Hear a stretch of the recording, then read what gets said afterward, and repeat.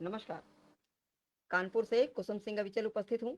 श्री सत्य संदेश एक संकल्प साहित्यिक संस्था के फेसबुक पेज पर अपना गरिमामयी प्रकल्प कृतित्व की परिधि में व्यक्तित्व कृति संग प्रतिकार संवाद संग साक्षात्कार आज इस शानदार कार्यक्रम की एकीकृत श्रृंखला 958 इस 998वें श्रृंखला में सभी का स्वागत है, अभिनंदन है। आप सभी का सहयोग है जो मैं इतनी लंबी यात्रा में कर पाई हूँ।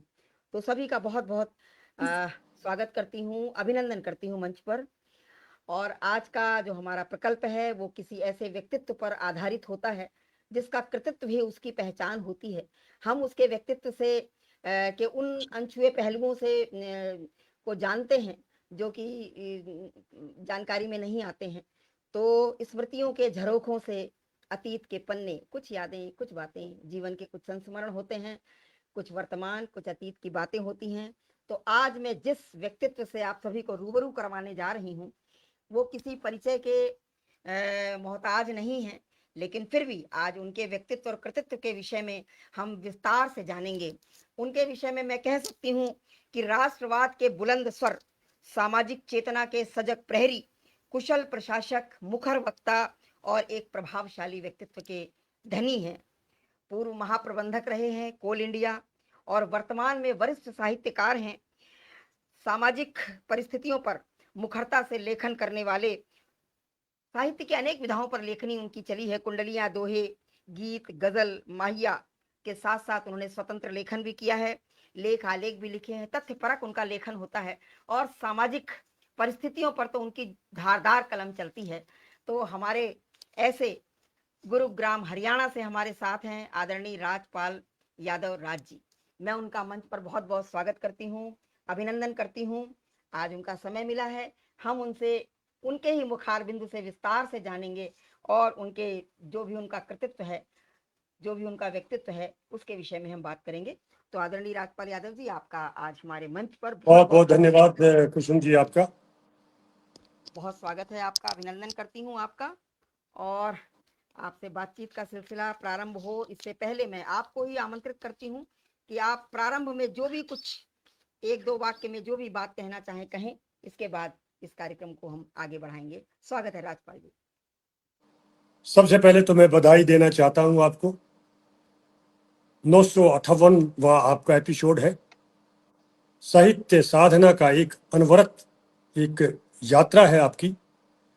तो 958 एपिसोड करना कोई छोटी मोटी बात नहीं है। उसमें सभी तरह की चीज़ें हैं। एकल काव्य पाठ भी होता है, कवि सम्मेलन भी होता है, साक्षात्कार होता है, पॉडकास्ट होता है। तो सभी पहलुओं को आप छूती हैं। बहुत अच्छी आपकी यात्रा है। तो मैं आपको दिल से बधाई देता हूं और आपके भविष्य के लिए अग्रिम शुभकामनाएं प्रेषित करता हूं।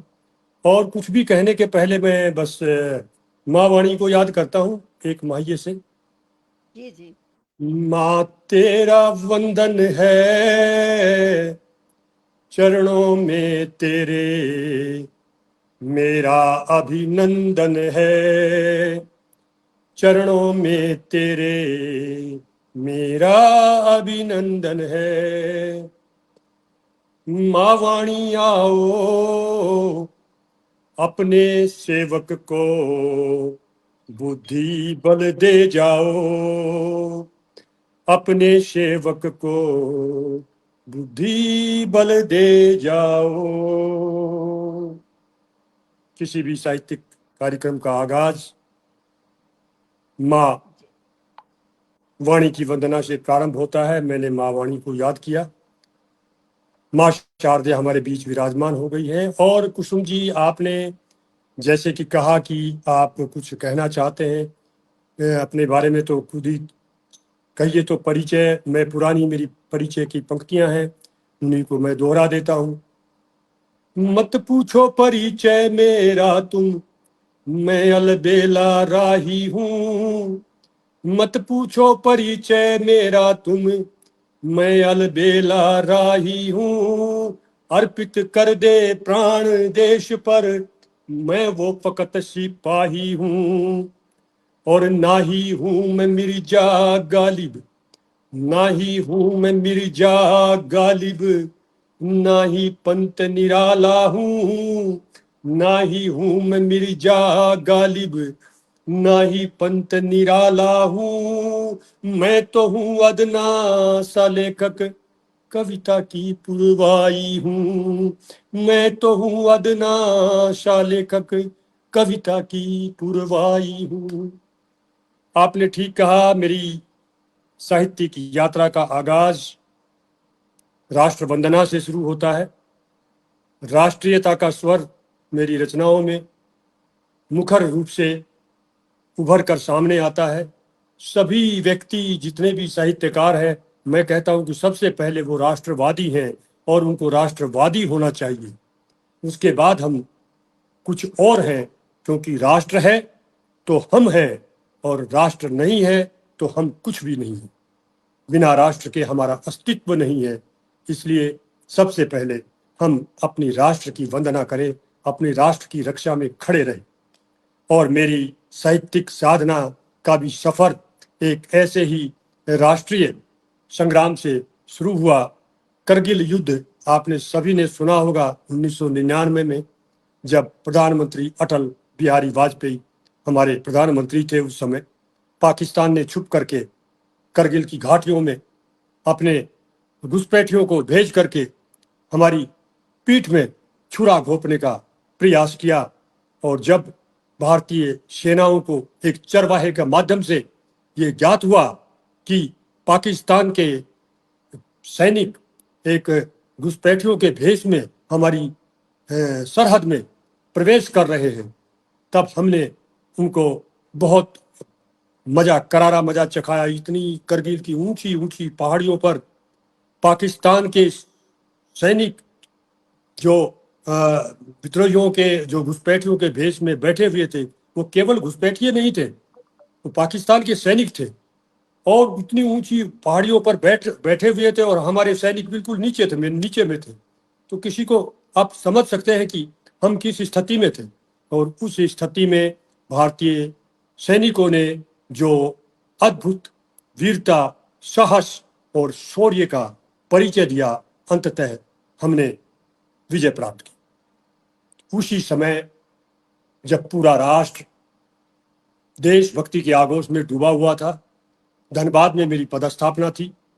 सभी स्कूलों के विद्यार्थी प्लेटें लेकर के और उसके ऊपर देशभक्ति के नारों को लेकर के वो जुलूस निकाल रहे थे। और मेरा सौभाग्य था कि उनकी तख्तियों पर मेरे भी पंक्तियों के कुछ नारे लिखे रहते थे। जो मेरी रोज की पंक्तियां निकलती थी, उस दैनिक अखबारों में, समाचार पत्रों में छपती थी मेरे चित्र के साथ में। तो हमने देखा जब वो अखबार में आती थी कि आज फलाना स्कूल के सरस्वती शिशु मंदिर स्कूल के बच्चों ने जो विजय जुलूस निकाला है अपने देश के जवानों के समर्थन में, तो वहाँ तख्तियों पे जब हम देखते थे कि मेरी पंक्तियाँ लिखी हुई है, तो मुझे भी गर्व का एहसास होता था। मुझे भी लगता था कि मैं भी अपने देश के लिए एक लेखनी के माध्यम से किसी न किसी तरीके से कुछ योगदान दे रहा हूँ। और उस समय एक अद्भुत घटना, एक धनबाद साहित्य विचार मंच, सांस्कृतिक एवं साहित्य विचार मंच होता था। मैं उसका संयोजक था, राष्ट्रीय संयोजक था। मेरे अंदर में, क्योंकि मैं तो सरकारी अधिकारी था, तो उस समय में मुखर रूप से तो हम अधिकारी के रूप में कुछ नहीं कर सकते, लेकिन मैं एक्स ऑफिशियो पदाधिकारी था। तो हमने बोफोर्स तोप लेकर के, जो मेरे मातहती कर्मचारी थे, जो साहित्यकार थे, जो जिनकी रुचि थी साहित्य में, देशभक्ति में, उन्होंने एक बोफोर्स का खाका बनाया था और हमने वो एक ट्रक के ऊपर लाद करके एक बहुत बड़ा उस बोफोर्स के खाके से एक जुलूस निकाला था, जो झारखंड से बंगाल में प्रवेश किया। केवल 1 किलोमीटर की नदी, बराकर नदी एक होती थी, उसका पुल पार करते हुए हम लोग आए हजारों की संख्या में। और बराकर जो वेस्ट बंगाल का बॉर्डर का जो छोटा सा टाउन था, उसमें हमने नाटक मंचन की। तो मुझे गर्व का एहसास हुआ कि हमने उस समय अपने देश के लिए कुछ किया। और उसी समय इस पर आधारित पहला काव्य संग्रह आँच न आने देंगे मेरा प्रकाशित हुआ था। उसकी 2 पंक्तियां मैं कहने का प्रयास करता हूँ। स्वागत स्वागत। वतन परस्ती का जज्बा जब तक जिंदा है वीरों में, जकड़ नहीं सकती कोई ताकत भारत को जंजीरों में, जकड़ नहीं सकती कोई ताकत भारत को जंजीरों में। तो इस प्रकार की पंक्तियां उस समय निकलती थी। और उसके बाद तो आप देख ही रहे हैं कि जो साहित्य का सफर है, उसके बाद जब महाप्रबंधक मैं हुआ संस्थान में, तो बहुत सा दायित्व हमारे ऊपर में आ गया था। तो मैं उसके माध्यम से भी राजभाषा विभाग भी मेरे अंडर आता था, पूरी कंपनी का। तो हम उसके माध्यम से राष्ट्रीय सेमिनार करवाते थे, राजभाषा कार्यशालाएं करवाते थे और सम्मेलन करवाते थे और राष्ट्रीय कवि सम्मेलन भी कराते थे। तो उस समय भी हमने साहित्य की धारा को मैंने प्रयास किया कि उसको आगे बढ़ाएं, उसका संवर्धन करें। तो ये मेरी साहित्य की यात्रा थी। और उसके बाद में रिटायरमेंट के बाद तो मैं स्वतंत्र लेखन कर रहा हूँ और विभिन्न प्रकार की कुछ राष्ट्रीय संस्थाओं से, साहित्यिक संस्थाओं से मैं जुड़ा हुआ हूँ और उन्हीं के माध्यम से कुछ न कुछ करने का, कुछ पढ़ाने का, सिखाने का, मार्गदर्शन करने का, युवाओं को मंच प्रदान करने का, उनको आगे आकर लेके आने का, ये किसी न किसी तरीके से एक गिलहरी का जो प्रयास होता है वो करने का की कोशिश की। जी कुसुम जी। बहुत ही सुंदर। आपने अपने पोस्टिंग के दौरान, जहां पर आपकी पोस्टिंग थी, आप इसके कारगिल के आप साक्षी रहे हैं, तो ये बहुत बड़ी बात है। और आपने वहां अपना योगदान भी किया कार्यक्रमों के माध्यम से या लोगों को जोड़कर जैसे भी। तो ये सौभाग्य आपको अनायास ही मिल गया। यद्यपि आपका डिपार्टमेंट तो कोल इंडिया था, लेकिन वो पोस्टिंग का आपको उसका लाभ मिला। निसंदेह बड़े भाग्यशाली होते हैं जो अपने देश के लिए, अपने देश के सैनिकों के साथ कुछ अपना योगदान दे पाते हैं। आपको वो अवसर मिला है उस विभाग में न रहते हुए भी, तो ये बहुत बड़े सौभाग्य की बात है। बहुत अच्छा लगा आपसे ये सुन करके। और निसंदेह आप तो, जैसा हमारे राष्ट्रवाद का एक मुखर स्वर मैं आपको कहती हूँ, सामाजिक चेतना के एक बिल्कुल जागृत प्रहरी, जैसा मैंने आपके लिए लिखा भी है। तो निसंदेह आप उसको आज तक आप उसका निर्वहन कर रहे हैं। आपकी पहचान इसी तरह की आपकी पहचान है कि आप जब भी लिखते हैं, जो भी मैंने आपका जितना भी सुना है, जितना भी पढ़ा है, आपने राष्ट्र के लिए, सामाजिक चेतना के लिए, जो भी विसंगतियां, उस पर आपने बिल्कुल धारदार प्रहार किया है, बिल्कुल सामाजिक पर। तो बहुत बहुत माँ सरस्वती की कृपा आपके ऊपर है और आपकी लेखनी बड़ी प्रहार बहुत बिल्कुल धारदार होते हैं, प्रभावी होते हैं। बहुत ही सुंदर। और मंच के पार हमारे साथ आदरणीय लोकेश चौधरी जी प्रारंभ से जुड़ी हुई हैं, अपनी शुभकामनाएं दे रही हैं। बहुत बहुत स्वागत करती हूँ उनका। आदरणीय जयशंकर सिंह जी जुड़े हुए हैं वाराणसी से, साहित्यकार हैं, सादर प्रणाम करती हूँ, मंच पर हार्दिक अभिनंदन करती हूँ उनका। और यूएस से हमारे साथ आदरणीय आनंदा पाटनी जी जुड़ी हुई हैं। बहुत बहुत स्वागत है, अभिनंदन है, वंदन है। सभी हमारे साथ श्रेष्ठ रचनाकार जो जुड़े हैं, सभी का बहुत बहुत स्वागत है। आप बने रहिएगा और हम जानेंगे राजपाल यादव जी के बिल्कुल समग्रता में, उनके व्यक्तित्व और कृतित्व के विषय में। चलिए बातचीत प्रारंभ करती हूँ आपसे। प्रारंभिक स्तर से चलती हूँ। प्रारंभिक जीवन होता है इंसान का, उसकी शिक्षा, उसका पारिवारिक परिवेश, पारिवारिक पृष्ठभूमि। तो इसके विषय में हम जानना चाहेंगे कि आप वर्तमान में तो गुरुग्राम में हैं, हरियाणा में, लेकिन आपकी प्रारंभिक शिक्षा और पारिवारिक पृष्ठभूमि कैसी रही, इसके विषय में हम जानना जी चाहेंगे। कुसुम जी, मेरी पारिवारिक पृष्ठभूमि सैनिक परिवार से आती है और मूल रूप से मैं किसान परिवार से आता हूँ, गांव का वासी हूँ। गांव की पूरी जिंदगी मैंने देखी है, बसर की है। मेरी शिक्षा दीक्षा जो का बहुत सा हिस्सा ग्रामीण परिवेश में हुआ है। बाद में उच्च शिक्षा के लिए जरूर मैं उदयपुर चला गया, बाहर चला गया, लेकिन अधिकतर समय मैंने गांव में गुजारा है। और मैं हर चीज़ को, खेती से लेकर के सब कुछ मैंने किया है। पिताजी आर्मी में अधिकारी थे, आर्मी एजुकेशन कोर में थे। उन्होंने चाइना का जो 1962 का युद्ध है वो देखा पिताजी ने। 1971 का युद्ध पिताजी ने में उन्होंने भाग लिया। और 1971 के युद्ध में जब उस समय तो मैं झांसी में था पिताजी के साथ ही, झांसी में पोस्टिंग थी पिताजी की। जब वो मोर्चे पर गए हुए थे तो उस समय मैं प्रथम क्लास में पढ़ता था। तो मैंने वो सारा चीज़ देखा हुआ है, किस प्रकार से हम लोग ब्लैक आउट में रहते थे और जहाज दुश्मन के गुजरते थे ऊपर से। तो बहुत सी चीज़ें हैं। और जो सैनिक परिवार की पृष्ठभूमि होने के कारण ही देश जो मन में जो जज्बा है देश के प्रति कुछ करने का, कुछ गुजरने का, वो बना रहता है। और कॉलेज के समय में ही जो कॉलेज की मैगजीन निकलती थी, उसमें मेरी 2 कहानियाँ प्रकाशित हुई थी और 2 कविताएँ प्रकाशित हुई थी। वो आज भी मुझे याद है, हालाँकि वो अब मेरे पास में नहीं है, वो कहाँ चली गई। लेकिन उस समय कॉलेज की मैगजीनों में मेरी रचनाएँ प्रकाशित होती थी। और उसके बाद सर्विस में आने के बाद में तो सर्विस में उलझ गए। उसके बाद में करगिल युद्ध में मैंने फिर से लेखन को नया आयाम देना शुरू।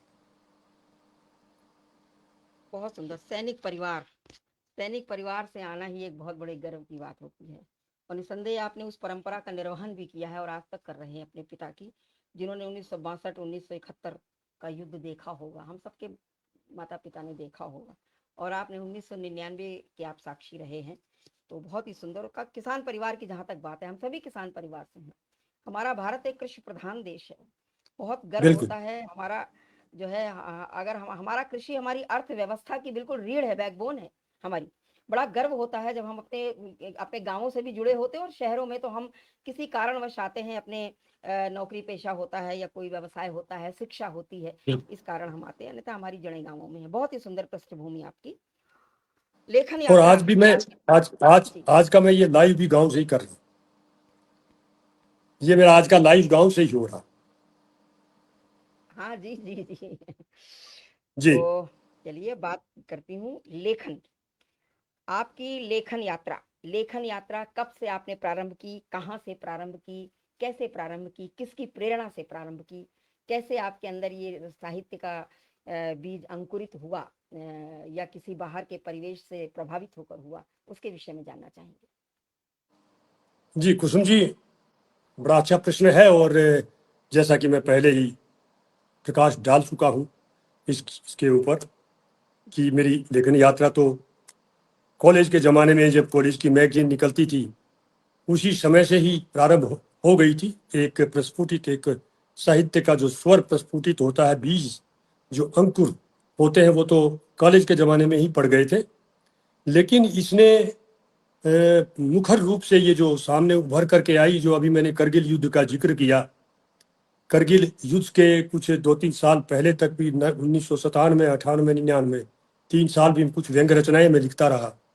लेकिन 1999 में जब करगिल युद्ध हुआ, 26 23 मई को मुझे याद है, 23 मई 1999 में करगिल युद्ध प्रारंभ हुआ था। और 26 जुलाई तक, अभी हमने करगिल विजय दिवस मनाया 26 जुलाई में, जी जी जी। 26 जुलाई 1999 तक वो चला, 85 दिन, करीब 84 या 85 दिन। और उसमें हमारे 537 जवान शहीद हुए, उन्होंने शहादत दी।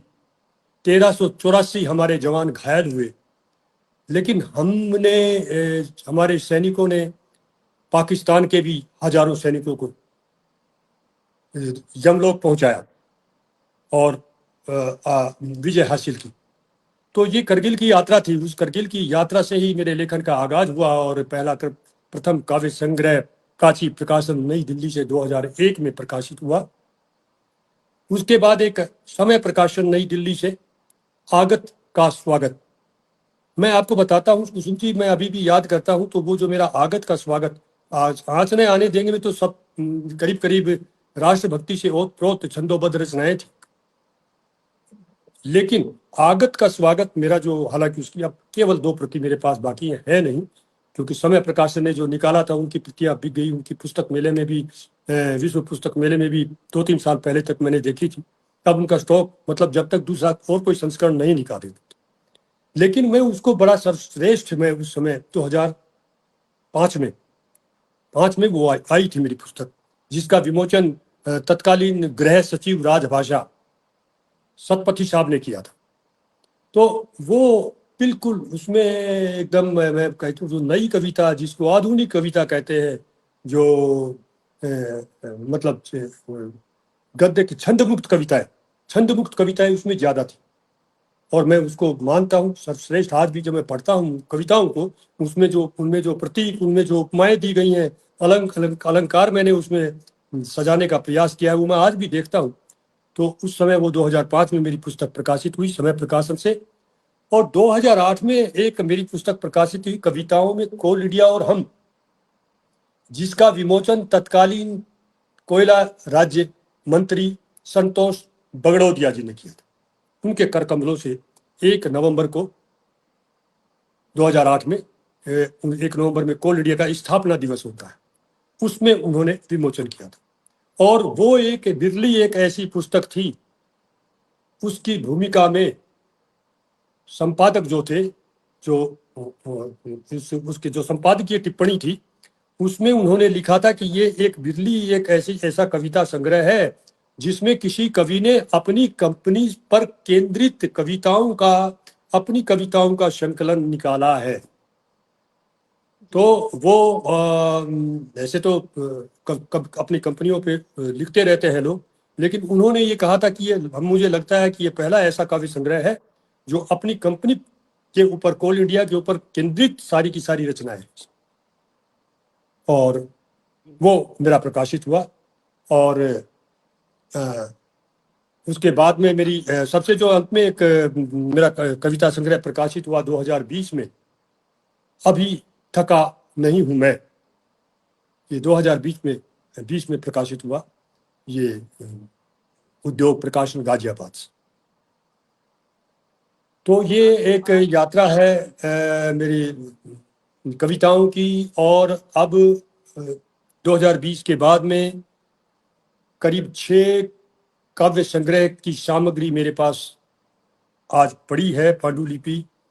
किसी भी कारणवश से, क्योंकि मैं प्रतिदिन लेखन करता रहता हूँ, उसमें ज़्यादा अपने आप को व्यस्त रखता हूँ, सामयिक विषयों पर लिखता रहता हूँ, तो मैं उसको अभी समय नहीं निकाल पाया हूँ उनको प्रकाशित करना। जी, निसंदेह आपके 5 एकल काव्य संग्रह अभी तक प्रकाशित जी हैं, और जैसा बताया आपने प्रकाशनाधीन है। तो साझा संग्रह भी आपने लिखे हैं, साझा संग्रहों में भी आपकी रचनाएं प्रकाशित होती रहती हैं। निसंदेह आपका प्रचुर मात्रा में लेखन है, तो इसका मतलब 2001 में आपकी पहला एकल काव्य संग्रह प्रकाशित हुआ, जी जी 2001 जी में। तो आपका लेखन तो बहुत पहले से शुरू होता रहा होगा। आपके जैसा आपने बताया विद्यार्थी जीवन से ही आपके लेख प्रकाशित होते रहे हैं पत्रिकाओं में, विद्यालय की 2001, 2005, 2008, 2012 और उसके बाद 2020। 2020 एक और दस्तक 2012 में आई थी, चौथा काव्य संग्रह। जी, लगातार आपकी प्रकाशित होती रही हैं। आपकी निसंदेह जो है आपका साहित्यिक अवदान प्रचुर मात्रा में है। साझा आपने संग्रह तो बहुत हो गए, जी जी जी साझा संग्रह तो बहुत 35 से ऊपर में साझा जी संग्रह में मैं अपना सहयोग दे चुका हूँ। जी। और आप अपने कोल इंडिया जो है संस्थान, जहाँ से आप एक बड़े जिम्मेदारी वाले पोस्ट पर थे, महाप्रबंधक का बहुत बड़ा दायित्व होता है पूरे संस्थान जी के लिए। तो वहाँ रहते हुए भी आपने इतना लेखन करते रहे होंगे, तभी इतना आपका हो पाया है लेखन। तो उसकी संस्थान की पत्रिकाएं भी निकलती ही रहती हैं, हर विभाग में निकलती रहती हैं, वहाँ पर ये भी आपका हमारी तो प्रकाशन। बिल्कुल कोल इंडिया की बहुत बड़ी मतलब 6 माही और अर्धवार्षिक पत्रिकाएं निकलती थी, राजभाषा संदेश जी जी और जी कोयला भारती और मंथन। मैं 3 कंपनियों में महाप्रबंधक था। कोल इंडिया की जो 3 अनुषंगी इकाई है, उनमें अलग अलग मैंने तीनों में महाप्रबंधक का दायित्व निभाया है। तो एक में मंथन पत्रिका का मैं संपादक था, और एक जगह मैं कोयला भारती जो धनबाद कोल इंडिया की भारत कोकिंग कोल लिमिटेड से निकलती है, उसका मैं प्रधान संपादक था। और राजभाषा संदेश हमारे नराकस नगर राजभाषा कार्यान्वयन समिति की नराकार। एक पत्रिका निकलती थी अर्धवार्षिक, उसका मैं प्रधान संपादक था। जी जी। नराकास हम मतलब हर विभाग में होता है, मेरे बैंक में भी जो राजभाषा विभाग है, हाँ, वो नराकास नराकास में। में जो हमारे जैसे धनबाद में नगर राजभाषा कार्यान्वयन समिति के अंदर में केंद्रीय सरकार के और केंद्रीय प्रतिष्ठानों के 50 जो सरकारी कार्यालय थे, जिनमें जी बैंक भी हैं, जिनमें जी जी इंश्योरेंस कंपनी भी हैं, जिनमें सीआरपीएफ, जिनमें सीआईएसएफ, जिनमें सीबीआई सब है, वो हमारी जो कंपनी थी, क्योंकि वो सबसे बड़ी कंपनी थी धनबाद जिले की, सभी कंपनियों में 50,000 कर्मचारी उसमें काम करते थे, 2,000 अधिकारी काम करते थे। तो वो अध्यक्षीय कार्यालय होता था। तो इसलिए वो हमारे ही अंदर उसका सारा चीज, उसकी जो पत्रिका निकालना और उसकी कार्यशालाएं आयोजित करना, वो सारा हम ही लोग करवाते। जी, तो अवसर मिलते रहते हैं। विद्यार्थी जीवन में भी पत्रिकाएं विद्यालय की निकलती हैं, और जी जब आप किसी प्रतिष्ठान में आप जब कार्यरत होते हैं तो वहाँ पर भी पत्रिकाएं, राजभाषा विभाग तो हर जगह होता है, तो वहाँ पर भी आपकी सक्रियता रही है। बहुत सुंदर, आपकी यात्रा निरंतर सतत चलती, जैसे पैरेलल आपका, उधर आपका जॉब और इधर आपका साहित्य का लेखन। बिल्कुल बिल्कुल। जी बिल्कुल, विद्यार्थी जीवन से ही। बहुत सुंदर। तो प्रथम लेखन आपने कब किया था राजपाल जी, जानना चाहेंगे। पहला लेखन आपने पहला कहाँ लेखन पर तो मैंने प्रकाशित आपको हुआ? म- जी, मैंने पहला लेखन तो बताया आपको कॉलेज के समय से, अगर उसको, लेकिन कॉलेज उसकी में उसकी जी जी, उस वो लेकिन कौन सी उसका कोई, क्या प्रकाशित हुआ उसकी था? वो क्या हाँ, प्रकाशित हुआ दो था आपका? दो लेख दो लेख कहा, था या कविता थी? दो कहानियां, कहानियां। दो कहानियां, दो कहानियां, दो कविताएं। लेकिन वो अच्छा, मेरे पास में अब उस समय की चीजें हैं ना, वो फिर अब उसका हाँ कोई इधर उधर। मतलब, उसकी जी कोई प्रतिलिपि मेरे पास नहीं। जी। तो आप कोई प्रस्तुति दे दें, आपकी इतनी रचनाएं हैं, जो भी आपने बताया, आगत का स्वागत आपने बताया, उसमें आपकी जी सभी राष्ट्रीय कविताएं हैं। तो एक कोई कविता जो आपकी सबसे ज्यादा आपको पसंद हो, कोई एक कविता की प्रस्तुति, एक बंद या दो बंद कुछ, इसके बाद हम फिर अपनी बातचीत शुरू करेंगे। अच्छा अच्छा। मैं कुछ तो अभी आप देखते हैं कि मुक्तक भी लिखता हूँ, दोहे भी लिखता हूँ, माये भी लिखता हूँ। एक दो मुक्तक मैं सुनाता हूँ, उसके बाद एक मैं ओज की ही रचना मैं कहने का प्रयास करता हूँ। जी जी, हाँ, एक मुक्तक बंद मेरे या दो बंद आप जैसे, कर दीजिए। जी बिल्कुल बिल्कुल। पहले तो अपने ऊपर ही कहता हूँ कि कलम लिखती रहे सच को, यही दस्तूर रखता हूँ। कलम लिखती रहे सच को, यही दस्तूर रखता हूँ। बनावट के वसूलों से स्वयं को दूर रखता हूँ। नहीं मुझको नशा कोई बहुत मशहूर होने का, हम्म, बसा कर लेखनी में ही मैं तुलसी सूर रखता हूँ। बसा कर वाह, लेखनी में ही मैं तुलसी सूर रखता हूँ। तो ऐसे तो बहुत मुक्तक हैं, और मैं एक रचना के ऊपर सीधे सीधे आ जाता हूँ, क्योंकि आपको बहुत कुछ पूछना है। तो एक जी जी, रचना देखें। स्वागत। डॉक्टर अमरेंद्र वर्मा जी मेरा हमारे साथ मान जुड़े हैं। तिरंगा है, अभिमान तिरंगा है। 15 अगस्त आने वाला है। जी जी, मेरा मान तिरंगा है, अभिमान तिरंगा है। सुन लो दुनिया वालों, मेरी जान तिरंगा है। मेरा मान तिरंगा है, अभिमान तिरंगा है। इसके खातिर हमने थे जुल्म सहे कितने, इसके खातिर हमने थे जुल्म सहे कितने। खाई लाठी गोली उफ नहीं करी हमने, अपनी इस ताकत का वरदान तिरंगा है। अपनी इस ताकत का वरदान तिरंगा है। सुन लो दुनिया वालों, मेरी जान तिरंगा है। आने न देंगे हम अब आँच तिरंगे पर, आने ना देंगे हम अब आँच तिरंगे पर।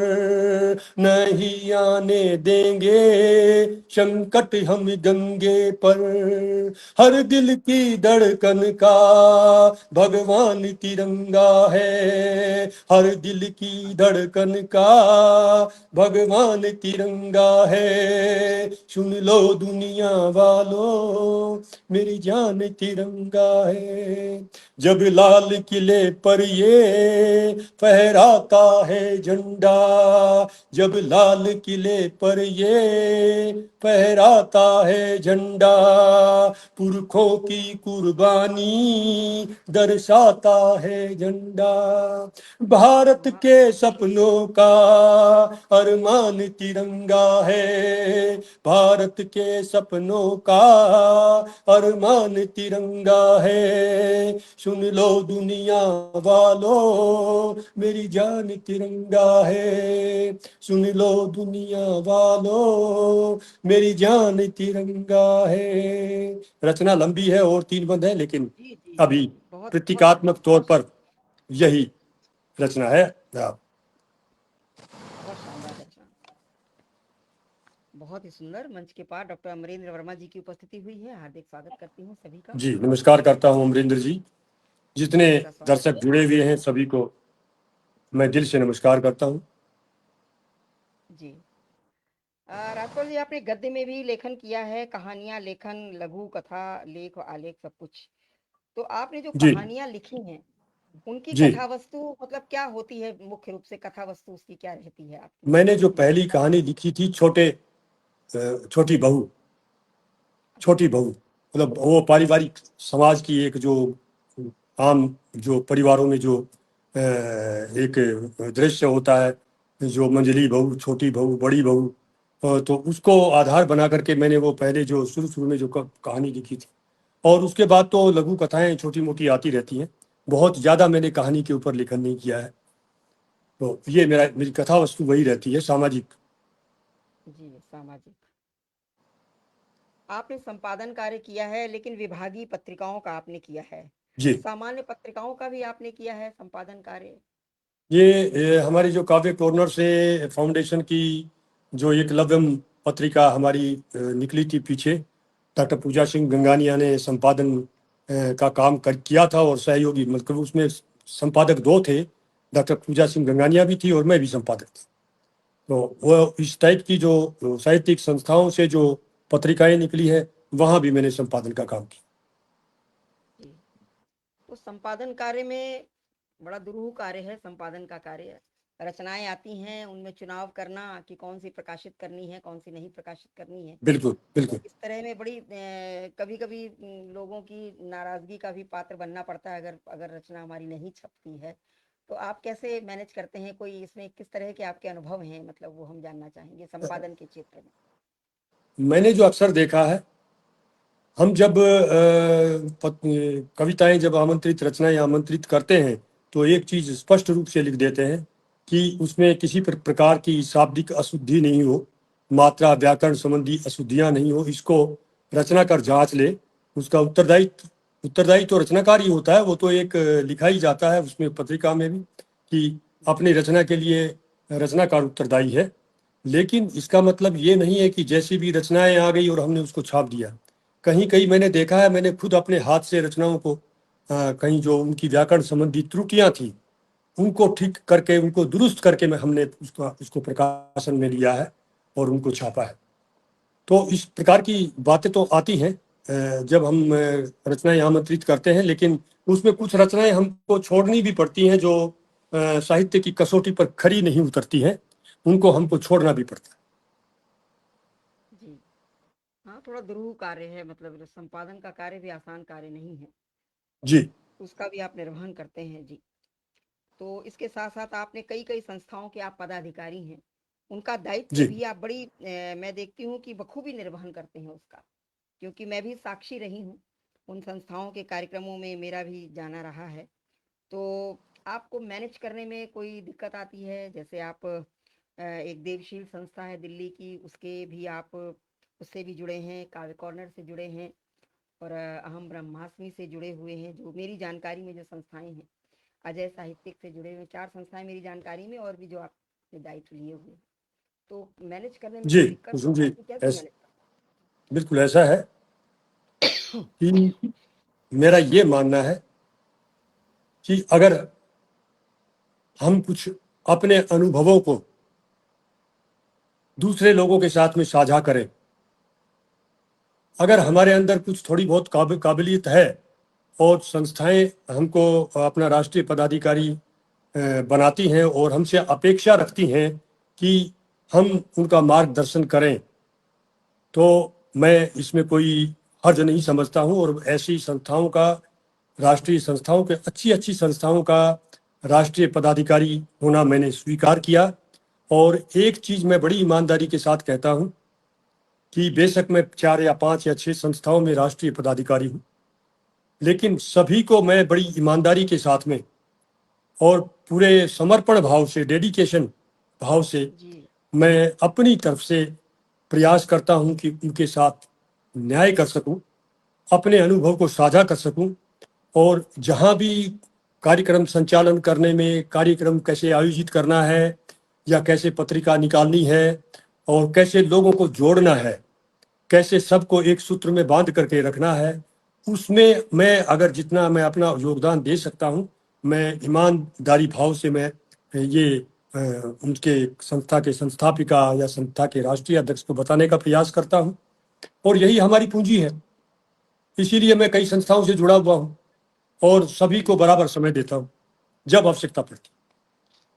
बिल्कुल। देखिए, दायित्व उसी को देता है, कोई भी संस्था हो या कोई भी व्यक्ति हो, जो जी, उसकी पात्रता रखता है। ये बड़े गर्व की बात होती है अगर कोई हमें दायित्व देता है। बिल्कुल। तो मैं साक्षी भी रही हूँ जिन संस्थाओं के आप हैं, मैं लगभग 2 संस्थाओं के तो आप कार्यक्रमों में सभी मैं संस्थाओं में से तो आप जुड़ी हैं करीब-करीब 3-4 जी, संस्थाओं में आपका तो आना-जाना लगा रहता है, हर कार्यक्रम में आप आती हैं। जी।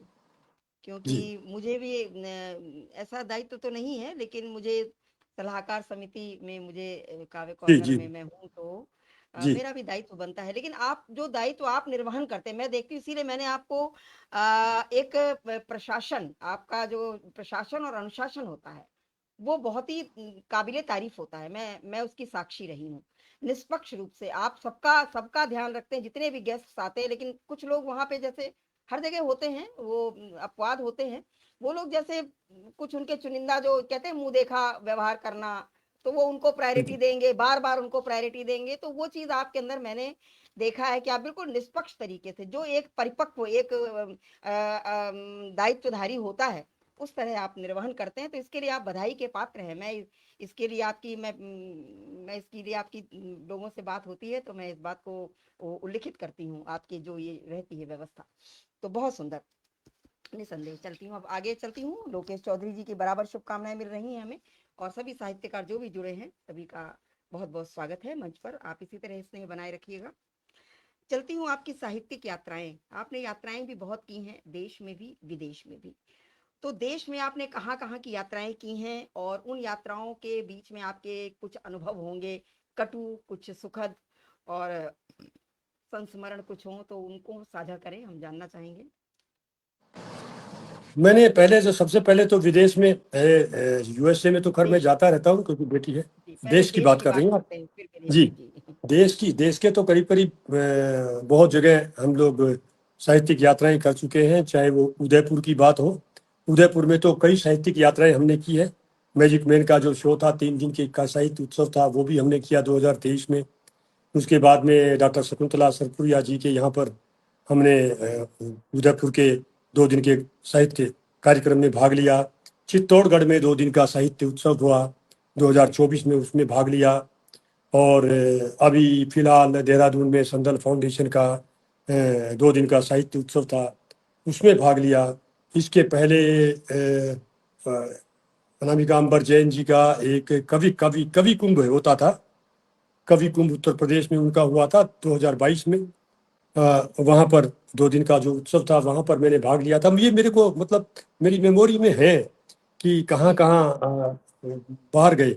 और कानपुर में गए आपके कार्यक्रम में, जो आपने वार्षिकोत्सव कराया कानपुर में, बहुत अच्छा वार्षिकोत्सव कराया। रात भर हम लोग काफ़ी देर तक हम लोग, मुझे याद है कि शायद 11 बज गए थे रात के। जी, हाँ, और सुबह शुरू हुआ था कार्यक्रम और उस दिन तो बहुत ज़्यादा बारिश हो रही थी।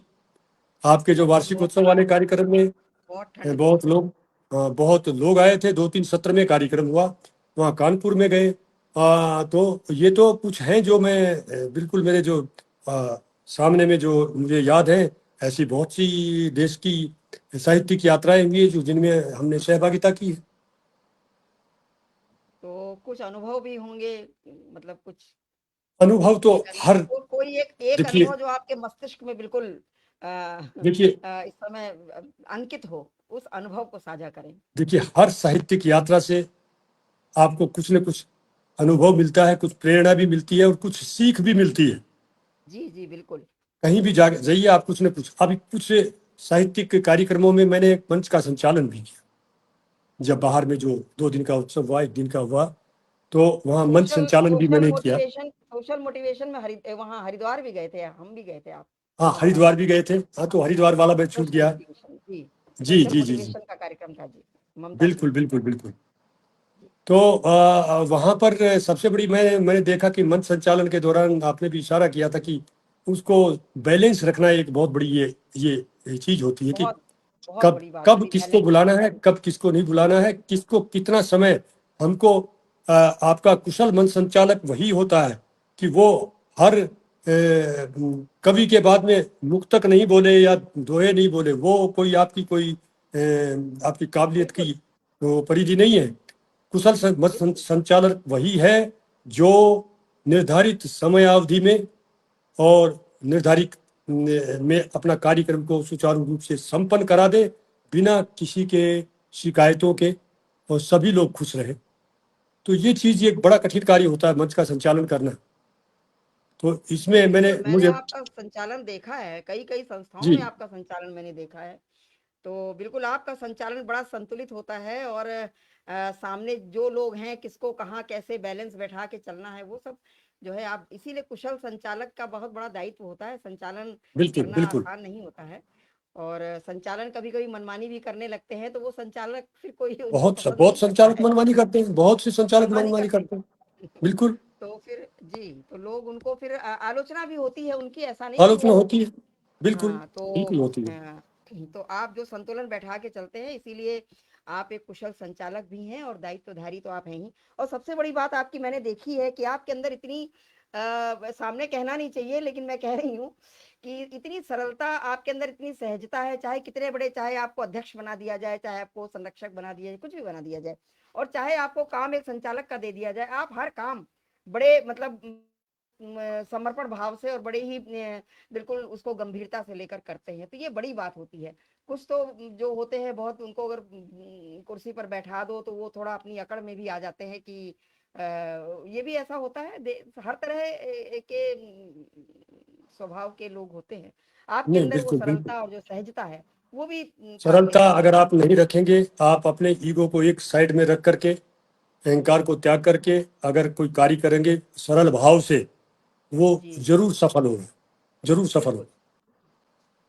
होगा। उसको उसको लोग भले ही उस समय ना कहें, लेकिन उसको बाद में लोग उसको जरूर उल्लेख करते बिल्कुल, हैं बिल्कुल, उसका। बिल्कुल।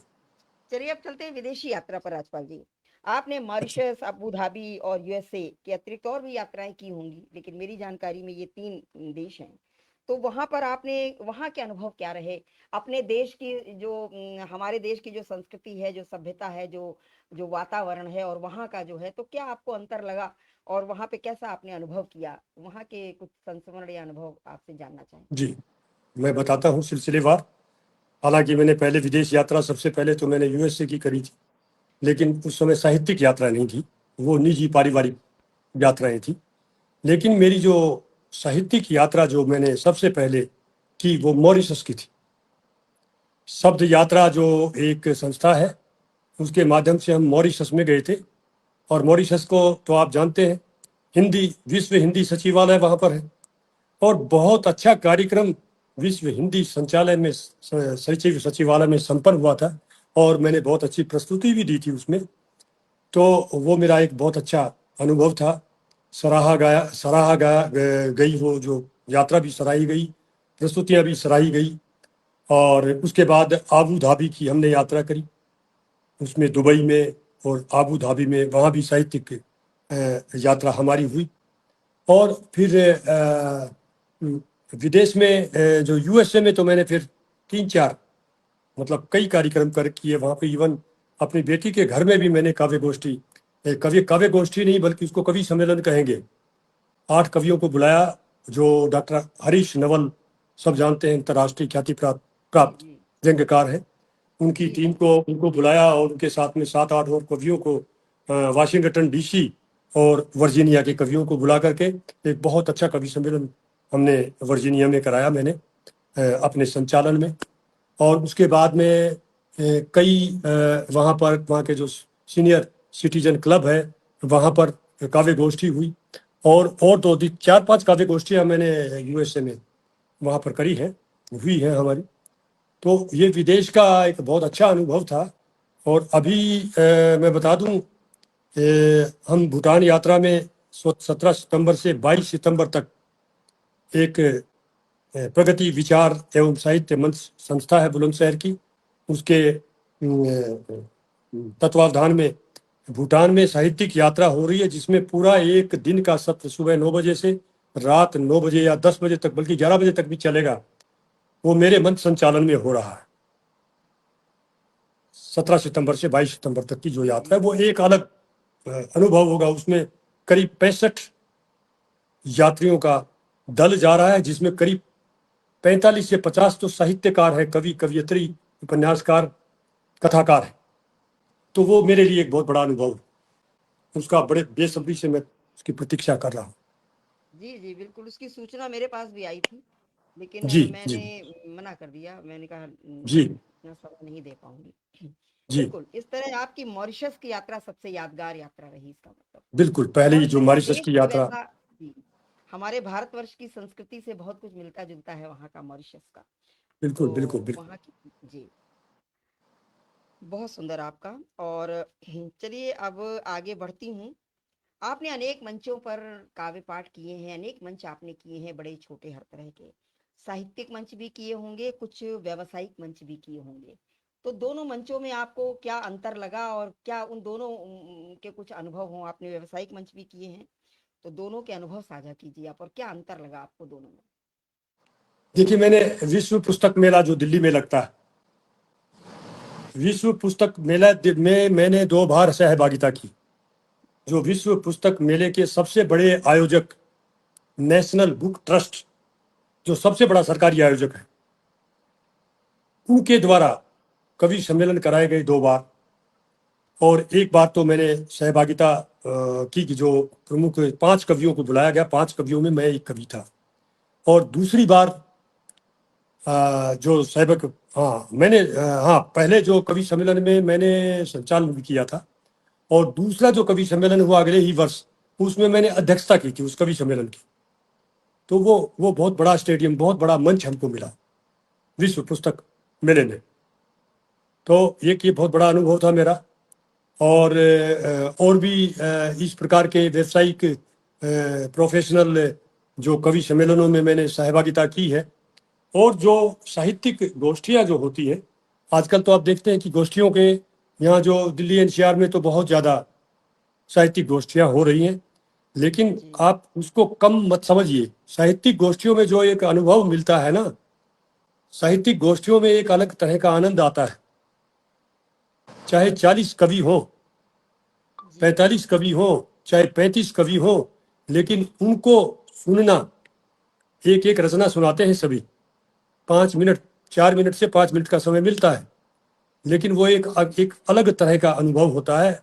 मतलब विभिन्न प्रकार की रचनाएं आप सुनने को आपको मिलती हैं, विभिन्न स्वरों में, विभिन्न लहजों में, और विभिन्न विषयों पर।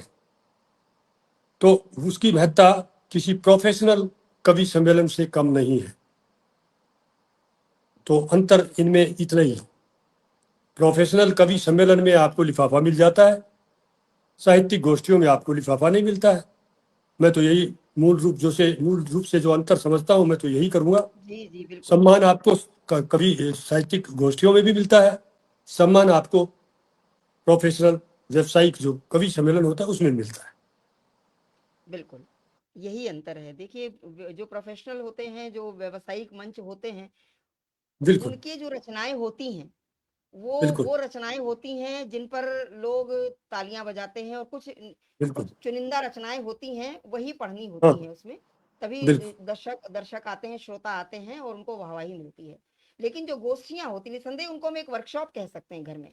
बिल्कुल। चाहे घरेलू हों, चाहे बाहर किसी हॉल में हों गोष्ठियाँ, जी तो वो गोष्ठियाँ वाक़ई में हमें बहुत कुछ सिखा जाती हैं, और वो गोष्ठियाँ ज़्यादा लाभदायक होती हैं हमारे लिए, और अच्छी भी लगती हैं। उनमें जो एक जो एक सरलता कह सकते हैं, या एक जो सहजता कह सकते हैं, वो एक अनुभव होती है, वो अच्छी लगती है। और जो वो मंच होते हैं, वो अलग अलग तरह के बिल्कुल। मंच हैं, दोनों के अलग अलग रूप हैं। मैंने तो सरकारी वहाँ कार्यालयों में भी कवि सम्मेलन में और इनमें गोष्ठियों में और राजभाषा सम्मेलन में कलकत्ता में भी कोल इंडिया के तत्वावधान में, बिलासपुर में साउथ ईस्टर्न कोलफील्ड लिमिटेड के तत्वावधान में, धनबाद में भारत कोकिंग कोल लिमिटेड, काफ़ी राजभाषा सम्मेलन और कवि गोष्ठियाँ और कवि सम्मेलन, इनमें भी मैंने शिरकत करी। जी, बिल्कुल, उनमें उनका अलग ही आनंद होता है निसंदेह। जो एक रचना धर्मिता होती है, हमें वहीं पर दिखाने का अवसर मिलता है। बिल्कुल बिल्कुल बिल्कुल। अभी नराकास की हमारे कानपुर में भी हुई थी, तो उसमें कई-कई जी विभागों के लोग आए थे। तो मैं भी वहाँ पे आमंत्रित थी, मैं भी गई थी। तो जी। वहाँ पर जो है सबको बाकायदा सम्मानित किया गया था और काव्य पाठ चुनिंदा लोगों का, कुछ लोगों का ही हुआ था मंच पर। बिल्कुल। करीब 5-6 लोगों का ही हुआ था। तो ऐसी गोष्ठियाँ अच्छी लगती हैं। बैंक में भी होते रहते हैं हमारे, जो जो एक हिंदी दिवस का अवसर होता है, जो 14 सितंबर का वो होता है, और जो बिल्कुल। विश्व हिंदी दिवस होता है, हम्म। 10 जनवरी होता है शायद। तो दोनों में जो कार्यक्रम हमारे बैंक में भी, क्योंकि अब हम लोग भी राजभाषा से जुड़े रहे, तो जो रिटायर होने के बाद भी राजभाषा विभाग से हम लोग जुड़े, आप भी जुड़े हैं, मैं भी जुड़ी हुई हूँ। बिल्कुल। तो बराबर जी जी। कार्यक्रम में आमंत्रित किए जाते हैं, अवसर मिलते हैं हमको, हमारी पुस्तकें वहाँ मंगाई जाती हैं, पुरस्कृत होती हैं। अच्छा लगता है, ऐसा लगता नहीं कि रिटायर हो गए हैं, लगता है अभी हम तो जॉब में ही हैं। सही तो बात। अच्छा लगता है। जी, तो आगे चलती हूँ और जानना चाहती हूँ कि आपने इतनी साहित्यिक यात्रा, लंबी साहित्यिक यात्रा की है, और बड़ी कहती हूँ जैसे एक गहन साहित्यिक यात्रा आपने की है, उसको ऐसे ही हल्के में नहीं किया है आपने। तो आपका कोई मार्गदर्शक भी रहा है, कोई किसी का आपने साहित्यिक गुरु भी आपको रहा है, जो आपको आगे बढ़ाता रहा हो, किसी से आपने प्रेरणा ली हो, कोई प्रेरणा पुरुष हो जिससे आप प्रेरित होकर के, आप प्रभावित होकर के आप इस यात्रा तक पहुंचे हैं, बचपन से लेकर आज तक, विद्यार्थी जीवन से लेकर के आज तक? जी। बहुत बढ़िया प्रश्न किया आपने कुसुम जी। जरूरी था ये प्रश्न करना, लेकिन बड़ी ईमानदारी के साथ में मैं ये कहता हूं कि घोषित रूप से मेरा कोई भी साहित्य गुरु नहीं है। हालांकि साहित्यिक यात्रा में साहित्य को परिष्कृत करने के लिए जरूर साहित्य गुरु होना चाहिए, मैं मानता हूं। इसमें कोई छोटा बड़ा आप नहीं हो जाता है, लेकिन उसका एक समय होता है। हालांकि समय की बात है, कोई कुछ लोग कहेंगे भाई कोई समय नहीं, आप कभी भी सीख सकते हैं, कभी भी गुरु बना सकते हैं। तो लेकिन मेरी साहित्यिक यात्रा में मेरा कोई गुरु नहीं रहा। मेरी 5 पुस्तकें प्रकाशित हुई। मैंने कभी किसी से, उस समय तो मैं किसी को जानता भी नहीं था साहित्य में, समय नहीं मिलता था। जब सरकारी का में संस्थान में जब अधिकारी था, उस समय मेरी 5 पुस्तकें प्रकाशित हुई, तो मैं इस साहित्यिक दुनिया से बहुत दूर था। इस साहित्यिक दुनिया से मैं जुड़ा हुआ नहीं था। जो आज मैं सोशल मीडिया में जो देख रहा हूँ, जो क्रांति साहित्यिक सोशल मीडिया की जो आई, कवियों की बाढ़ आई, जो कोरोना काल के बाद, ऑनलाइन के बाद में, जब एक जी दूसरे को लोग जानने लगे ऑनलाइन के माध्यम जी से, बाद में ऑफलाइन के माध्यम से। जो लोग गुड़गांव में पहले से 20 साल से हैं, वो बहुत पहले से ही उनकी कार्यक्रम होते रहते हैं, उनकी गोष्ठियां होती रहती हैं। लेकिन क्योंकि हम तो सरकारी संस्थान में और उत्तरदायित्व वाले पद पर थे, बस वो अपना समय निकाल लिया, तो लिखते गए, पुस्तक पर प्रकाशित करा ली। अब उसमें बहुत सी साहित्यिक त्रुटियां भी, व्याकरण संबंधी त्रुटियां या ये भी रही होंगी कि पूरा विधा में जो होता है, लेकिन वो नहीं हो पाया। लेकिन अपनी तरफ से पूरा प्रयास किया हमने। कोई मेरा साहित्य गुरु नहीं था, आज भी मेरा कोई साहित्य गुरु नहीं है घोषित रूप से। लेकिन दूसरे तरीके से मैं कहूँ तो मेरे मित्र ही मेरे साहित्य गुरु। मैं हर उस व्यक्ति को साहित्य गुरु मानता हूँ जिन्होंने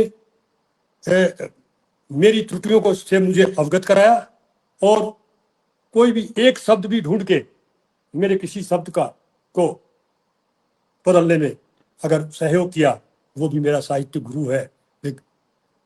इसलिए मैं ये नहीं कर, सभी को, जितने भी लोग हैं, जितने भी मेरे मित्र हैं, जब उन्होंने कभी मेरी त्रुटि की ओर इंगित किया कि यहाँ पर ये शाब्दिक त्रुटि है, ये व्याकरण संबंधी त्रुटि है, ये विधा संबंधी त्रुटि है, जहाँ पर ये शब्द होगा तो ज्यादा उपयुक्त होगा, सब मेरे साहित्य गुरु है। लेकिन घोषित रूप से मेरा कोई साहित्य गुरु।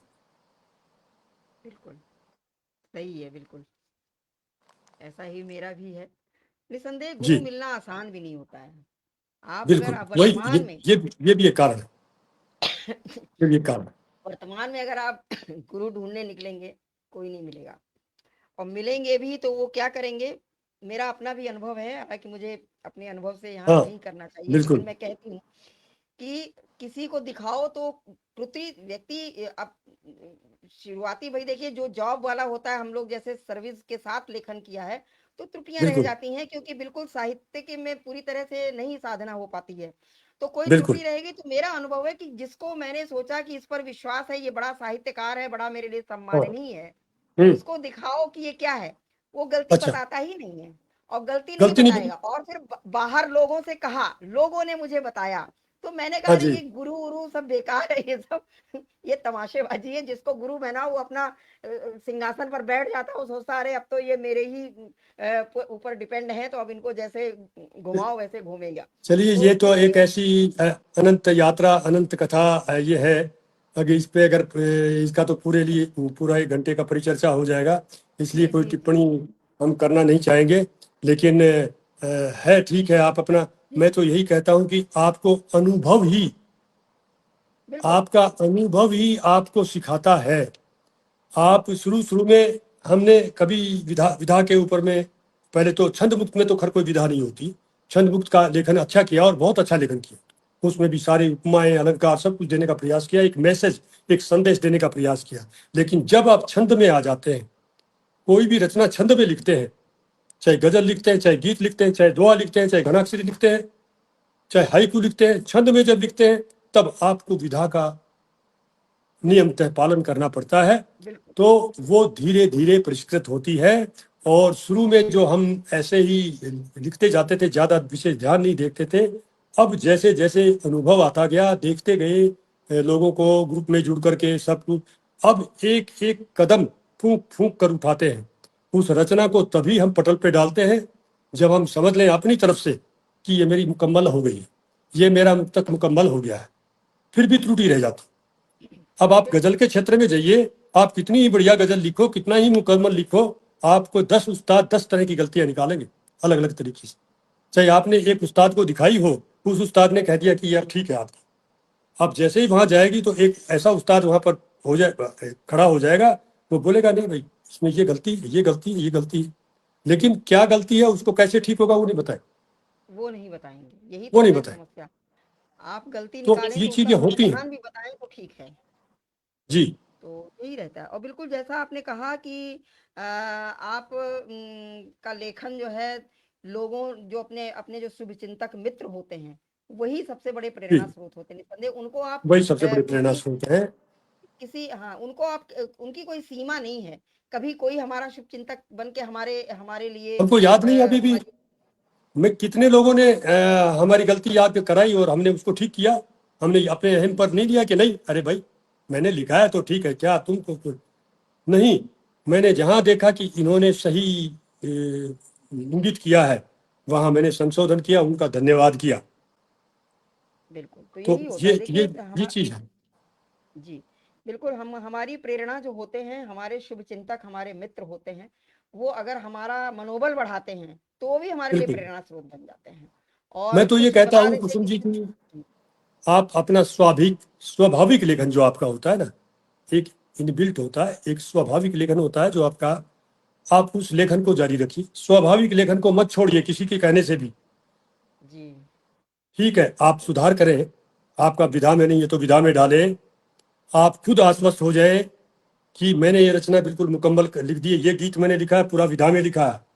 ये गीत मैं यहाँ ऊपर लिख रहा हूँ कि एक गजल, कि मैं गजल पेश कर रहा हूँ आज में, तो आपने जहाँ लिख दिया कि गजल, तो गजल के सारे नियम लागू होंगे उसमें, चाहे वो बिल्कुल, नुक्ता हो, नुक्ते तक लागू होंगे। तो बिल्कुल, आप खुद बिल्कुल, आश्वस्त हो जाइए। तो आप अपना स्वाभाविक लेखन मत छोड़िए। सबके विचार जो विचारधारा होती है और भाव जो होते हैं, भाव बड़ा प्रबल होता है। भाव बहुत एक किसी भी रचना का एक प्रमुख तत्व होता है। अगर भाव आपके अच्छे नहीं होंगे तो आप पहले तो रचना बना नहीं पाएंगे। और कहीं होता है भाव पक्ष आपका बहुत अच्छा है लेकिन कलात्मक पक्ष में कहीं कमजोरी है। वहां अगर कोई बता देता है कि कलात्मक पक्ष थोड़ा कमजोर है, इसको थोड़ा आप सुधारने का प्रयास कीजिए, तो आप समझ जाइए कि थोड़ा सा उसको बहर में लाना जी, है। जी, आपको उसको छंद में लाना है, आपको उस तरीके से करके करना है। भाव आपके कितने अच्छे, भाव से तो पहले तो रचना का निर्माण भाव से होता है। बिल्कुल, हमारे भाव प्रभावित नहीं होने चाहिए और कला बिल्कुल पक्ष तो हम उसमें थोड़ा बहुत परिष्कार करके उसको सही कर सकते हैं। बिल्कुल और बिल्कुल। दूसरी चीज़ ये होती है राजपाल जी, अगर हम अपना ही लेखन कई-कई बार पढ़ते हैं, तो अपनी हाँ त्रुटि खुद ही समझ में आती है। कहीं गे गे गा गा प्रस्तुत करने में कोई शब्द अटकता है, हम अपनी हमको खुद ही हम लोग पुस्तक प्रकाशित हो जाती है, मेरी भी कई हैं, आपकी भी हैं। हम जितनी बार अपनी रचनाएँ पढ़ते हैं, उसको गा कर पढ़ते हैं, तो उसमें खुद ही उसको सुधार करते रहते हैं। तो एक तो ये भी माँ ये सरस्वती क जी, इतनी महत्वपूर्ण बात ने की चर्चा आपने करी है ये, और जो भी दर्शक सुन रहे हैं या नवांकुर सुन रहे हैं, जो परिपक्व है, मेच्योर है, वो तो सब जानते ही हैं, उसको तो हम कुछ कह नहीं पाएंगे। लेकिन नवांकुर हैं, जो अभी साहित्य क्षेत्र में पैर रख रहे हैं, कुछ सीखना चाह रहे हैं, तो आपने बहुत अच्छी बात कही है। अपनी रचना को जितना बार पढ़ेंगे उतनी बार परिष्कृत होगी। आप ये मत सोचिए कि मेरी मुकम्मल हो, जब तक आप 10 बार उसको करेक्शन कीजिए, 12 बार कीजिए, 20 बार कीजिए, और जब बहुत हो जाएगा तब आप खुद कहेंगे कि नहीं, आज अब मेरी रचना मुकम्मल हो गई है। और बिल्कुल, उसको ये नहीं है कि जैसे आज मैंने लिखे आज ही डाल दी। मैं, क्योंकि मैं तो सामयिक लेखन करता हूँ, तो उसकी महत्ता तो सामयिक है। अगर वो प्रसंग बिल्कुल जिस ना। पे ज्वलंत मुद्दे पर उसमें लिख रहे हैं, उसमें कल वो कला पक्ष का इतना वो महत्व नहीं है, जितना वो आपका कल भाव पक्ष वो वो अगर 2 दिन बाद में लिखूंगा तो बासी हो जाएगा, उसको लोग उतना वासी हो देखेंगे जाएगा। नहीं, पढ़ेंगे नहीं। लेकिन उसमें थोड़ी हड़बड़ी हो जाती, क्योंकि समय नहीं रहता आपके पास। लेकिन आप अगर कोई कालजयी रचना लिखते हैं या सर्वकालिक रचना लिखते कि सब समय में काम आए, उसको आप एक बार लिखिए, छोड़ दीजिए, फिर दूसरा दिन उठाइए, फिर पढ़िए। अच्छा, आप छंदबद्ध रचनाएं अगर है, उनको गा के पढ़ते रहिए, गा के, जो आपकी लय है, जो आपकी तरंग है, अपने आप ठीक हो जाए, अपने जी, आप ठीक हो बिल्कुल, जाए। बिल्कुल। तो ये हम सबका अनुभव है। हम लोग की पुस्तकें भी होंगी, कितना करेक्शन होगा लेकर जब बैठते हैं, तमाम अपनी रचनाओं में करेक्शन खुद ही अब करते रहते हैं। अब पुस्तकें तो ये प्रकाशित हो चुकी हैं, आज उनको पढ़ेंगे तो हम बोलेंगे देखो यार कितनी गलतियां की, वो ये कमी गलतियां रह हैं, गई, वो गलतियां, वो ये गलतियां। कमी रह गई।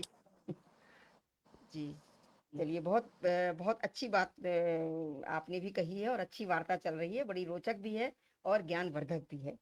कोई रचना आपसे सुन लेते हैं, इसके बाद थोड़ा उसका फ्लेवर बदलेंगे बातचीत का। बस अब 1 घंटा हो गया है, एक रचना मैं सुना देता हूँ।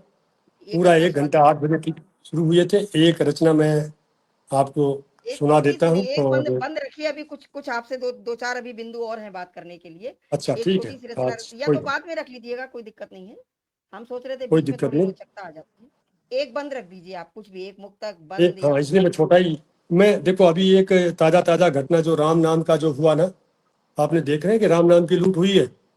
जी राम जी नाम की जो बिल्कुल। लूट हुई, इसके ऊपर एक गीत लिखने का मैंने प्रयास किया था, जी जी सुनाता हूँ। बिल्कुल। राम नाम की माला जपने आज विषैले नाग लगे। राम नाम की माला जपने आज विषैले नाग लगे। किससे उन सब के सुन सुन के दिल में गहरे दाग लगे। किससे उन सब के सुन सुन के दिल में गहरे दाग लगे। धार भगत का भेष यहाँ पर, धार भगत का भेष यहाँ पर, बैठे जो सरदार सुनो। देवालय की सारी नगदी देखो गए डकार सुनो। देवालय की सारी नगदी देखो गए डकार सुनो। रक्षक ही भक्षक बन बैठे, रक्षक ही भक्षक बन बैठे। अवधपुरी में आज यहाँ कौन करेगा फिर चोरों का पुख्ता सख्त इलाज यहाँ। कौन करेगा फिर चोरों का पुख्ता सख्त इलाज यहाँ। सरयू पर कुछ ढोंगी बाबा, सरयू पर कुछ ढोंगी बाबा, गाने ओछे राग लगे। किससे उन सब के सुन सुन के दिल में गहरे दाग लगे। किससे उन सब के सुन सुन के दिल में गहरे दाग लगे। और एक बार सुन लीजिए कि सच्चे भक्तों ने हर युग में राम सिया का नाम लिया। सच्चे भक्तों ने हर युग में राम सिया का नाम लिया, झूठों ने रावण जैसों का जाकर दामन थाम लिया। झूठों ने रावण जैसों का जाकर दामन थाम लिया। भक्त जनों की श्रद्धा से जो, भक्त जनों की श्रद्धा से जो करते हैं खिलवाड़ यहाँ, पछताएंगे सब दिन देखो फिर वो मार दहाड़ यहाँ।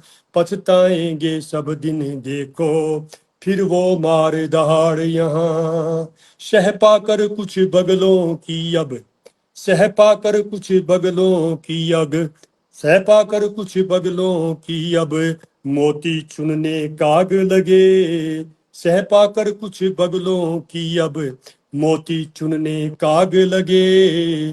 किससे उन सब के सुन सुन के दिल में गहरे दाग लगे। किससे उन सब के सुन सुन के दिल में गहरे दाग लगे, दिल में गहरे दाग लगे। बिल्कुल तो ये करंट विषय पर आधारित ये गीत मैंने कहने का प्रयास किया था। बिल्कुल, ये जो घटना हुई है ये बहुत बड़ा एक आघात है बिल्कुल, हम सब, प्रश्नवाचक चिन्ह खड़ा हुआ है इसके ऊपर।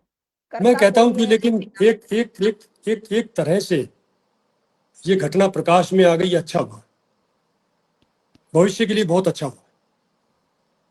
अब सारी व्यवस्थाएं चाक चौबंद हो जाएंगी, केवल अयोध्या में नहीं, जितने भी हमारे धार्मिक स्थल हैं, कहाँ क्या हो रहा है सबके ऊपर पाबंदियां लगेंगी और कानून बनेंगे और ये होगा एक तरह से ठीक। नहीं तो पता नहीं ये चोरी कितने दिन जारी रहती, क्या क्या नहीं हो जाता। बिल्कुल, इनकी आड़ में भी लोगों के व्यवसाय चल रहे हैं, बिल्कुल बिल्कुल व्यापार चल रहे हैं। तो बिल्कुल, लेकिन एक प्रश्नवाचक चिन्ह तो है ही, हम सबके मस्तिष्क में एक आघात सा तो हुआ ही है इस सही घटना से, बात। क्योंकि अयोध्या एक इतिहास में अंकित घटना है। कितना जी, बड़ा त्याग, जैसे एक स्वतंत्रता संग्राम हुआ था जो हमारा 1947 में, उससे कम बिल्कुल, नहीं था ये।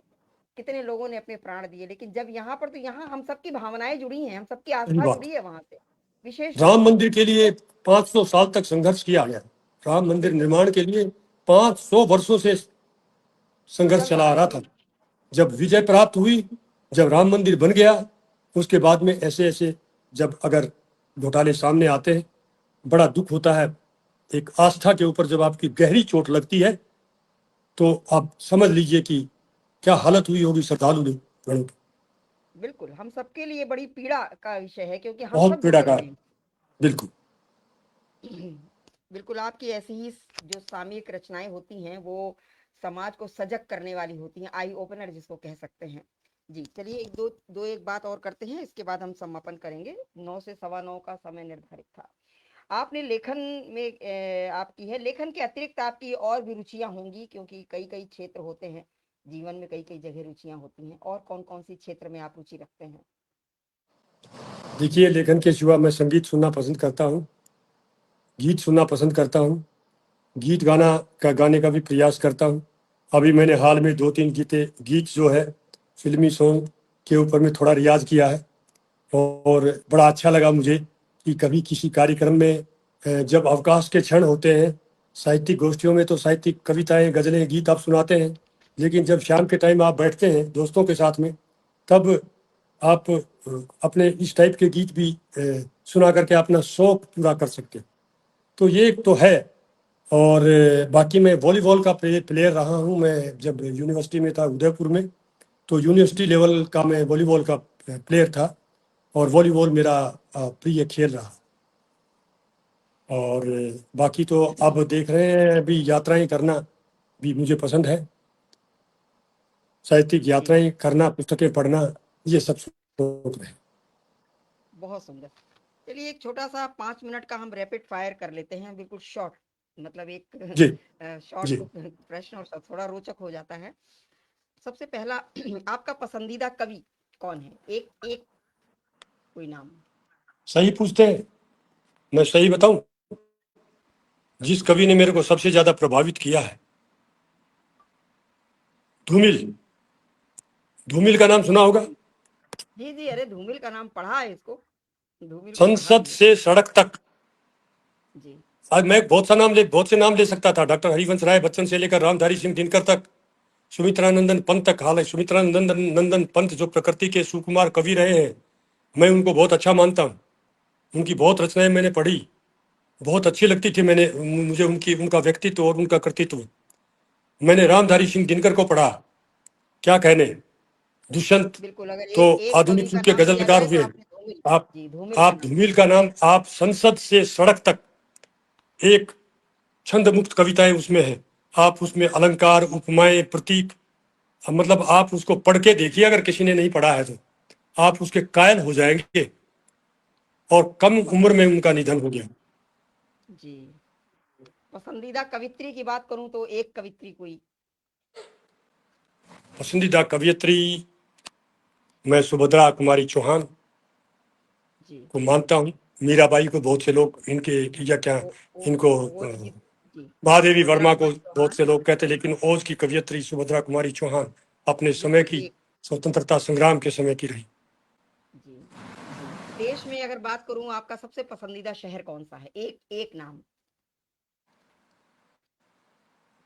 मैं उदयपुर का नाम दूंगा। मैं उदयपुर में मेरी पढ़ाई लिखाई हुई है। उसको झीलों की नगरी कहा जाता है, सिटी ऑफ लेक्स। मैंने अपने 2 साल से भी ज़्यादा समय मैंने उदयपुर में बिताया है। वो शहर मेरे को बहुत अच्छा लगा। और उसके बाद में भी अभी मैंने कई यात्राएं, अभी अहम ब्रह्मअष्टमी का भी 2 दिन का उत्सव हुआ था वहाँ पर, वो भी हम लोगों ने राजस्थान विद्यापीठ के कोलाबोरेशन में किया। तो मैं उदयपुर को कहूँगा। अगर विदेशी शहर की बात करें तो कौन सा एक शहर कोई? अब विदेशों में तो जहाँ जिस दिन शहर में गया हूँ मैं तो उन्हीं, क्योंकि जो मैंने देखे नहीं तो उनके ऊपर में मैं क्या कहूँगा। मैं क्योंकि मॉरिशस। यूएसए में ज़्यादा रहा हूँ, वाशिंगटन डीसी में कई कई बार जाना हुआ। बेटी का बिजनेस भी वहीं पर है, तो कई बार मेरा जाना हुआ वहाँ पर। वो फैशन शो जो उनके न्यूयॉर्क में, अच्छा न्यूयॉर्क में मेरा कई बार जाना हुआ। मैं न्यूयॉर्क को अगर कहें तो, अगर आप सही में अगर जाएंगे तो न्यूयॉर्क को आप देखिए, बहुत अच्छा शहर है न्यूयॉर्क, बिल्कुल, यूएसए। आपने अपना आत्मनिरीक्षण भी किया होगा। व्यक्ति कभी कभी अपने अपने से स्वयं से मिलता है कभी कभी। आप जब अपने से कभी मिले हैं तो आपने अपने अंदर क्या विशेषता देखी? एक कोई विशेषता जो सबसे ज्यादा प्रभावशाली मैं हो विशेषता की आपके बात अंदर, आप करूं कि स्वयं। मैं अपनी विशेषता की जब बात करता हूं कि क्या मैंने विशेष विशेषता देखी, कोई एक मैंने विशेषता। अब मैंने अपने आप को धीरे धीरे बदलने का प्रयास किया है। मेरी विशेषता जो भी रही हो, मेरे सामने वाला ही बता सकता है, लेकिन मैं समय के साथ में अपने आप को बदल रहा हूं और समय के साथ में अपने आप को ढाल रहा हूं। मेरी यही एक सबसे बड़ी विशेषता है। जी, बिल्कुल, मतलब समय के अनुसार अपने को ढाल लेना, जी, बिल्कुल सही बात है। और आप अपने अंदर कौन सी ऐसी आपके अंदर है आदत जो आपको असहज करती है, जो आपको पसंद नहीं आती है लेकिन वो है? मैं आपको सही बताऊं, आत्म स्वाभिमान सभी में होना चाहिए। कोई व्यक्ति हो जिसमें आत्म स्वाभिमान जिस आदमी में नहीं है, तो फिर वो आदमी जिंदा नहीं। लेकिन आत्म स्वाभिमान में आप इतने भी ज्यादा गुरूर में नहीं हो जाए कि आप ईगो को, अहंकार को अपने मन में इतना पाल लें कि आप दूसरों को तुच्छ समझने लग जाए। मैं यही इसी की कमी की ओर इंगित करना चाहता हूं कि आप स्वाभिमानी बनिए, आप अपने ऊपर गर्व कीजिए, आप राष्ट्र के ऊपर गर्व कीजिए, लेकिन आप अहंकार को त्याग के रखिए। किसी को छोटा बड़ा मत समझिए। सब लोग, हर आदमी समान रूप से सम्मान पाने का हकदार है। बिल्कुल, आपने फिल्मों की बात की, आपको फिल्में देखने का शौक है, गाने का शौक है, संगीत का शौक है। तो फिल्मों की बात करें तो आपने अभी तक जो भी फिल्में देखी, सबसे पसंदीदा फिल्म आपकी कौन सी है? एक अब मैं नाम। शोले को जितना बार देखता हूँ उतनी बार मेरे को नहीं लगती। अच्छा। शोले शोले फिल्म जो है, जी, जी। 3.5 घंटे की फिल्म थी। जितने बार उसको देखिएगा उतने बार वो फिल्म आपको नहीं लगेगी।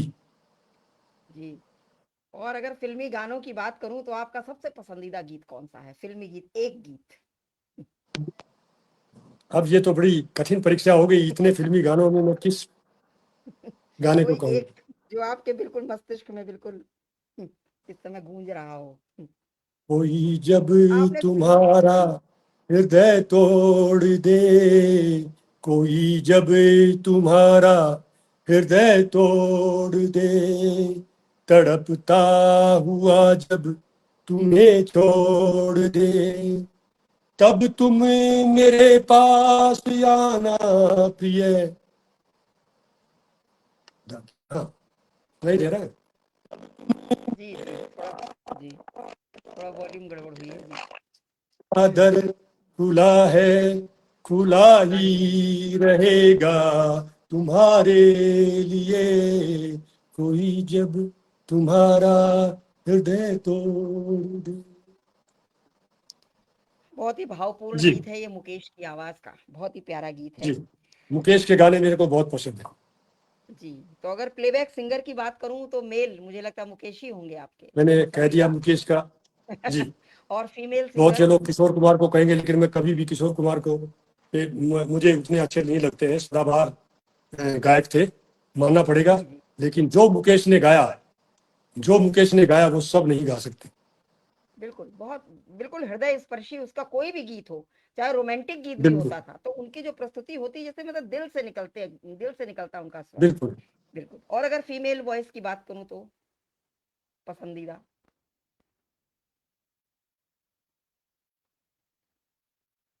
नेटवर्क चला गया राजपाल जी का। मंच के पार बोधिसत्व कस्तूरिया जी हमारे साथ जुड़े हुए हैं, आपका भी बहुत बहुत स्वागत करती हूँ, अभिनंदन करती हूँ। और चूंकि समय भी हो गया है तो राजपाल जी का नेटवर्क चला गया है, क्योंकि आज वो गांव से जुड़े हैं, गांव में नेटवर्क का इश्यू होता है। तो कोई बात नहीं है, मंच के पार जो भी हमारे रचनाकार जुड़े रहे हैं, शेष रचनाकार, लगभग हमारा समापन की ओर ही था, बस थोड़ा समअप करना था तो वो रह गया, कोई दिक्कत नहीं है। तो आप सभी का बहुत बहुत आभार करती हूँ, बहुत बहुत साधुवाद करती हूँ। बोधिसत्व कस्तूरिया जुड़े हुए हैं शुरू से, लोकेश चौधरी जी का हमें शुभकामनाएं मिलती रही हैं, उनका भी स्नेह मिलता रहा है। और आदरणीय अन्नदा पाटनी जी जुड़ी रही हमारे साथ, सभी का स्वागत है। डॉक्टर अमरेंद्र वर्मा जी हमारे साथ जुड़े रहे हैं, जिन्होंने भी अपना समय दिया है, अमूल्य समय दिया है। जयशंकर सिंह जी हमारे साथ जुड़े रहे हैं, सभी का बहुत हृदय तल से आभार करती हूँ, बहुत बहुत सभी का सभी के प्रति कृतज्ञता व्यक्त करती हूँ। इसी तरह स्नेह बनाए रखिएगा। तो इसी के साथ कार्यक्रम को यहीं पर मैं संपन्न करती हूँ। नमस्कार, शुभ रात्रि, वंदे मातरम। बहुत बहुत आभार सभी का, बहुत बहुत आदरणीय